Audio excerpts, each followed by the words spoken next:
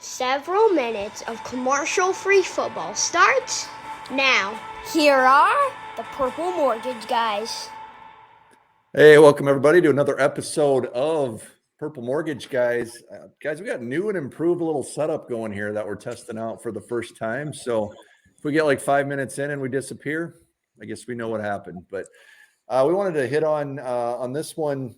Got free agency coming up on March 13th is kind of that legal window to start talking to guys unofficially, I guess, or officially. And then the 15th is when free agency starts. So we're coming up here on less than 2 weeks out. Tanner, you were talking, you're a little bit frustrated with the lack of moves so far, but we wanted to talk about, I guess, some players that could potentially be available via free agency. We're not going to get in on the draft or trades or anything right now, but just free agents to watch. So let's start with guy by the name of Kyle Vinoy, linebacker from the Chargers. And Tanner, why don't you kick us off with some rumors that have been going there? Yeah, so typically I'm not like a huge fan of bringing in older veterans to fill holes. But this is a guy that's constantly been productive throughout his entire career. He'll be 32 to start the 2023 season. And he has played under Brian Flores, our new defensive coordinator, for a majority of his career. So the reason he's very intriguing to me is because he fills a variety of holes because of his versatility value. He can play with his hand in the ground and rush the pass rusher. He's played as a 3-4 edge rusher, and he's played some stand-up linebacker too, which is kind of what Brian Flores likes to do with his linebackers. He's a very blitz happy guy, and he likes them to be able to be versatile enough to be rangy and run sideline to sideline as well. And Kyle Van Noy is not necessarily that type of dude at this point in his career anymore. He is 32, but he's still super productive and finds a way to get to the QB. So I think that's kind of a dark horse. I don't think that's somebody that you'd see in the first 3 days of free agency. I think that's something to potentially look at after a week or two, after most of the first, like the big wave guys have gone, and then they steal a dark horse before the draft. It feels like the way free agency works every year is Vikings fans, probably all fans do this, where they think we're going to sign every guy that's out there. Yeah. That's not going to happen, especially with the cap situation. So who are some guys that you can basically eliminate from your wish list right now? I guess Goose, Tanner, either one of you can pick up on that one. Boy. So I'll let Goose think about his, but the one big one, and we kind of talked about it already for me, is Jamel Dean, the corner for the Bucks. He's probably going to be one of the most highly coveted defensive players in free agency, I think. And obviously you want to be able to bring in these super productive guys, but that's a guy that's going to cost a lot of money. He's going to try to, because he's in his prime now. He's 26, 27 years old off his rookie contract, and he's going to go try to get his bags.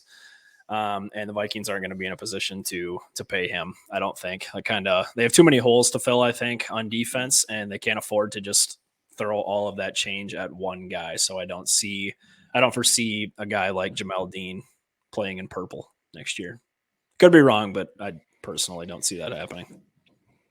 Yeah, I agree with you. I think there's going to be a lot of big names that fans are going to be upset about once they sign, or if you hear that they're not in talks with that. I don't even know that I can pick one. Whether it's free agency or trades, a lot of the rumors I see is for big names. Which I think in years past we've wanted, and maybe it's been possible. This season, I think, in order to be able to run it back, which we're closer to running it back than to blowing it up and reloading on talent with our cap situation. I think the biggest thing you could ask from the Vikings in this free agency period is to get yourself in a position where you don't have to draft any certain position. I think this is going to be a lot of depth, a lot of kind of middle of the road players, and allow yourself some freedom in the draft to whoever you think is the best talent on the board. So yeah, I don't have a specific name, just thinking it's going to be, at best, we get like a solid starter. No studs.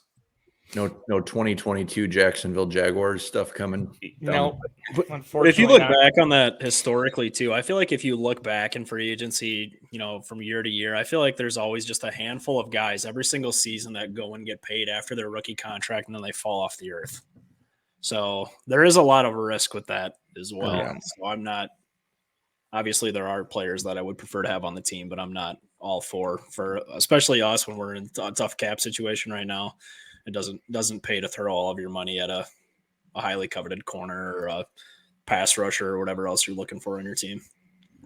Well, another linebacker that's been linked to the Vikings a little bit here this last few weeks, Tremaine Edmonds. Goose, what do you got there on Tremaine? Yeah, once I saw those rumors start to swirl a little bit, to me, this would be a surprise signing as far as probably a higher caliber player than I'm anticipating that we sign. If we find a way to pull it off, I'd be really excited about it. We've talked a lot about Brian Asamoah having elite athleticism and flying over the field. Tremaine Edmonds is same, cut from the same cloth, only bigger.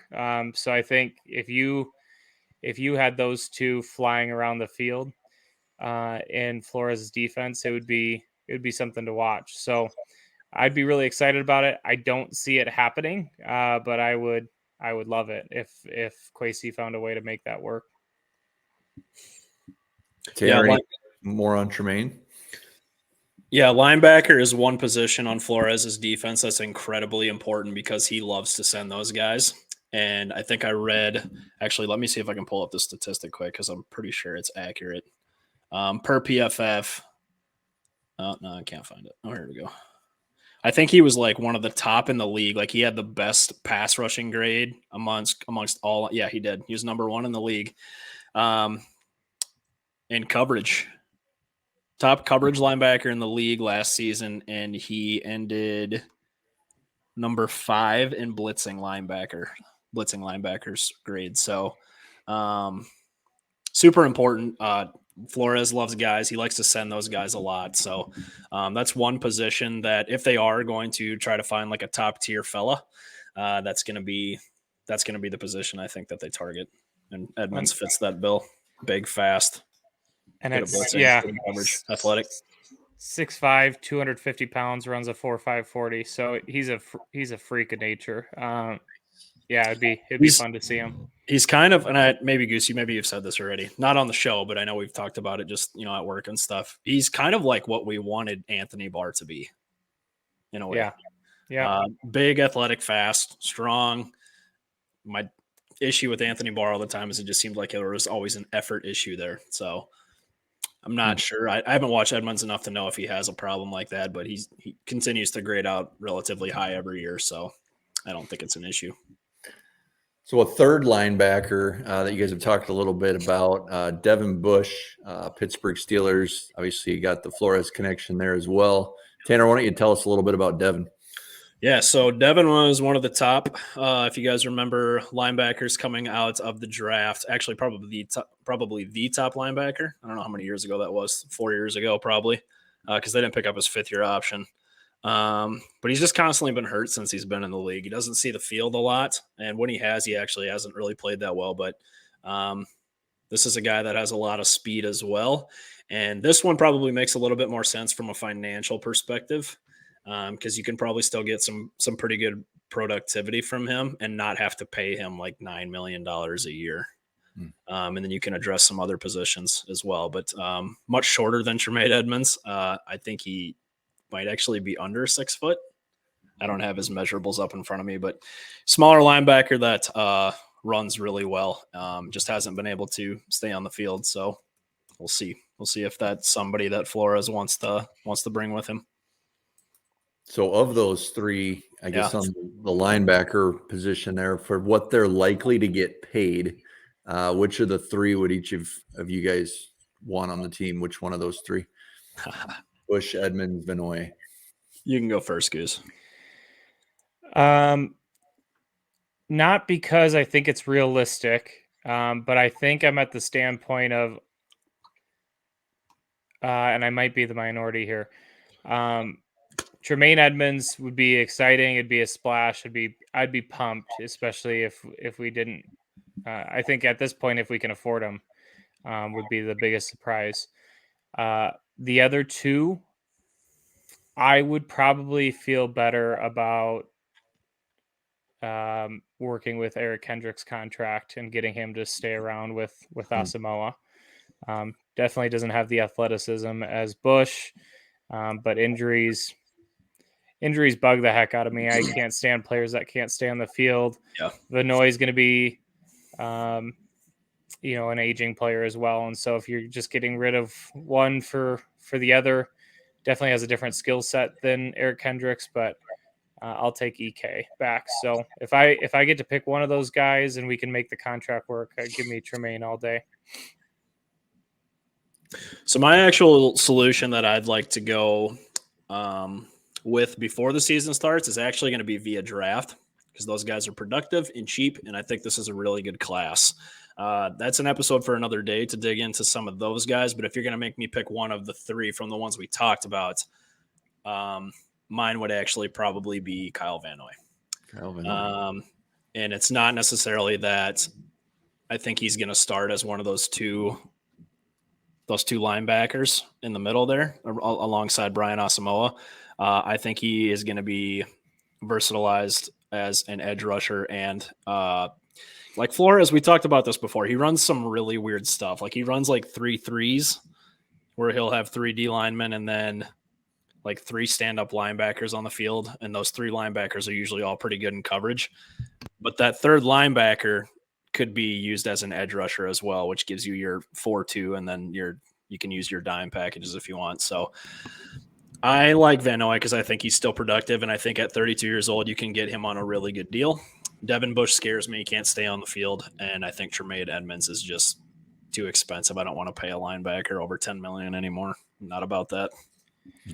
The one little asterisk I'll put in here is if we were to sign someone like Devin Bush, I would kind of look at that as like, okay, Flores was a linebackers coach for the Steelers. He spent a lot of time with Devin Bush. He thinks this can work. So I feel like if we were to make that move, there's something that Flores feels like we can work with there. And it would maybe change my opinion a little bit, but for what I know, wouldn't feel good about it. Well, guys, we also had two corners that we wanted to talk about here a little bit as well. So first one, Byron Murphy, corner from the Cardinals. Tanner, why don't you tell us a little bit about Byron? Byron Murphy is a lot like Devin Bush, just a guy that came into the league. I don't think he was a first round pick. I think he might have been like early second, but really high expectations, I think, and just couldn't stay on the field. He's constantly hurt all the time. But the thing that he differs, and the category he differs from Devin Bush, is he has been able to be a lot more productive. I think he graded out 40th out of 97 qualifying corners in PFF this year. So in the top half, that's still pretty hard to do. Finding really good corners in this league is tough. And he is, he's 25 years old, physical guy. I think he fits Flores' scheme perfectly.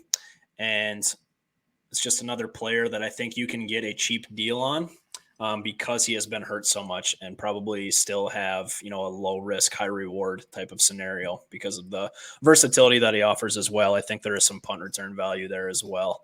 Not necessarily saying that that's a route that they'd go, but just adds more value, I think, to him, bringing him in on the squad. Goose, any thoughts on Murphy? Yeah, I think Tanner hit on it. When he's on the field, he's pretty dynamic. I think of all positions in my memory, it seems like Vikings corners can't stay healthy, and that's certainly been a frustration. I do think we have the youth to maybe risk on a player that has some injury problems with guys that could perform with Dantzler and Booth and Evans, and maybe we get Duke Shelley back.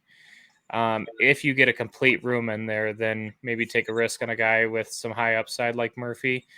I popped it up quick. It looks like he was the first pick of the second round. So there we go.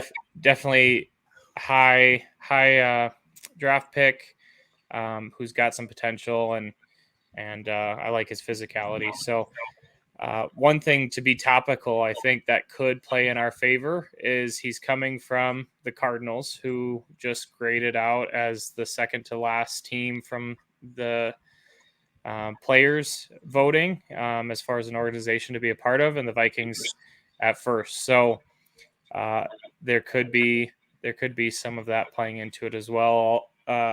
Also thinking maybe he's got a relationship with Pat Pete. Pat Pete's been pretty vocal about his disdain for the Cardinals and his fond memories or experience with the Vikings thus far. So maybe he's got some connections there that I look at a lot of guys that and just hope that you can get a little bit of a hometown discount on, maybe save $1 million on a contract. And I think that could be the case with a guy like Byron. So the other corner that we talked about a little bit is Cam Sutton, corner from the Steelers. Obviously the Flores connection there as well. Guys, what are your thoughts on Cam? We saved the best for last.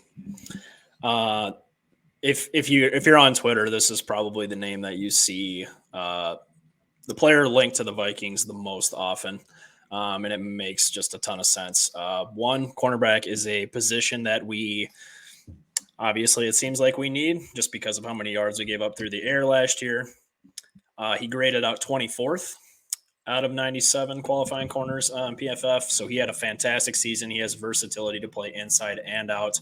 I can't remember the last time we had solid nickel play from a corner. Captain Munnerlin maybe for like one season. And that was almost 10 years ago, I suppose. But yeah, has that versatility to play inside and out. Been in the league for 4 or 5 years now. Can be a veteran that can come in and hopefully teach some of the younger guys. I don't think he'd be super expensive. He's obviously going to cost quite a bit, but I don't think it's going to be like Jamel Dean money. And then lastly, Brian Flores, like this is another one of his guys. This is somebody that played under him last year. And I think that there's a pretty good connection here. He also offers some punt return value as well, just like Byron Murphy does. So this is my favorite player that I would like to see the Vikings bring in. The guy you want him to sign. Correct. All right. Goose, any thoughts on Cam? Yeah, he's my number one as well. That nickel play is becoming more and more important. A lot of people are putting their number ones in the slot and doing a lot of different things with them. So it's an important position that we haven't had in a long time. I'd like to see the Vikings make a move for him. It's hard to project a lot of these guys who had really good years last year when we haven't made those cap saving moves yet. But assuming that we do, he would be a big one to bring in, and being familiar with Flores' system would definitely help in the cornerback room with a bunch of young guys who probably need someone to help them along a little bit. What would be like, what do we expect the Vikings to do, say the first, 10 days of free agency? And what would make you guys feel pretty good going into the draft that we're not desperate at a certain position where we, have to reach on a guy or make a move that feels like kind of a desperation type play? Is it as simple as adding a corner, adding a linebacker, and you feel pretty good? Because that's what we talked about here for the last 19 minutes. But is there something else I guess we should watch for as well? Probably more on the defensive side of the ball at this point. There's just so many moving parts. Like I don't really know what to expect because all of this starts with like who they decide to keep and who they're going to let go. We don't have a lot of draft capital, so we don't really have the ability to be like less risky with some of our picks. And the holes that they fill in free agency are usually going to be positions that like there aren't a lot of like great players in the draft. So in my mind, like defensive line, this isn't that great of a class via draft. So if you got a guy like Dalvin Tomlinson for whatever reason doesn't come back next season, that's probably a hole you're going to want to fill in free agency as opposed to the draft, just because it's not a very deep class.